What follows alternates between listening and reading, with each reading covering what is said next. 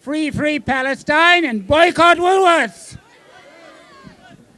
Here are the newspaper headlines today in the New Age. BDS heat on Pharrell. And the Cape Times, anti-Woolies call about more than Palestine. Anti-Woolies call about more than Palestine. The Cape Town City Council tried to stop us from gathering here today.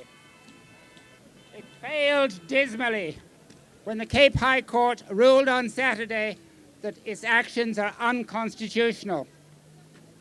Israel is an apartheid state. I have spent 6 months as an international peace monitor in Jerusalem and Bethlehem checkpoints. And the South Africans amongst us had no hesitation to say apartheid in Israel-Palestine is worse, far, far worse than we had in apartheid South Africa.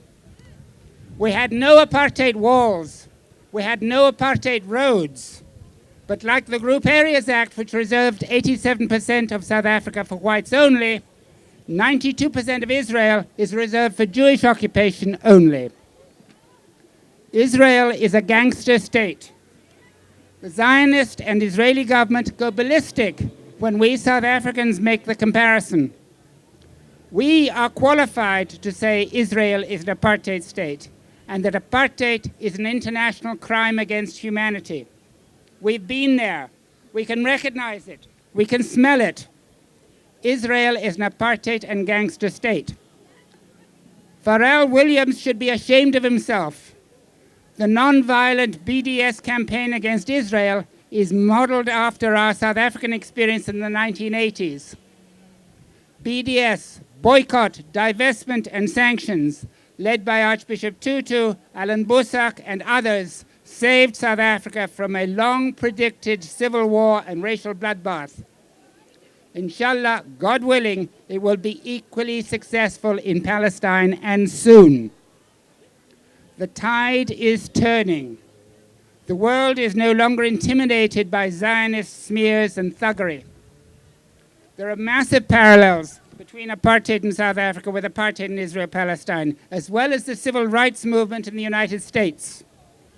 In Ferguson, Missouri, in Baltimore, Maryland, in Texas, and all over the United States, American police behave like thugs towards Afro-Americans, just as the Israelis behave like thugs towards Palestinians. PHARRELL Williams should be ashamed for selling his soul to the Israelis and to Woolworths. He will need a massive damage control program back in the US to repair his reputation. He cannot plead that he was naive. He sold his soul and his reputation. For what, we ask? For what did he sell his soul in? The Cape Times rightly says this protest is more than Palestine or Pharrell. Next Wednesday, South Africans in Cape Town and Pretoria will march to demonstrate we're full with corrupt politicians who betrayed the struggle against apartheid. The court ruled that the Cape Town City Council's action in trying to blunt this protest with a permit for only 150 people was illegal and unconstitutional. At issue is why the City Council did Woolworths' dirty work in trying to ban this protest. Is the DA financially controlled by Woolworths, Grandwest, and other corporate interests to destroy South Africa's constitutional democracy? The DA refuses to disclose where it gets its funding. Mayor Patricia de Lille, have you and the DA sold your souls to Woolworths? Last year, over 200,000 Cape Townians marched to express our outrage about Israeli war crimes in Gaza.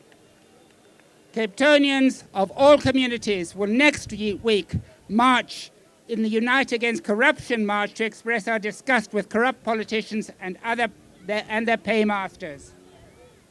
South Africans are full with corruption.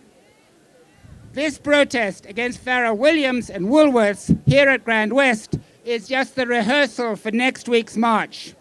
So get your marching shoes on and placards. We're full. We're full with corrupt politicians. We need the biggest march ever from District 6 to Parliament. And finally, Madam Mayor, We want an answer to that question before next week, Wednesday. Patricia DeLille, have you sold your soul to Woolworths? Free Palestine and boycott Woolworths.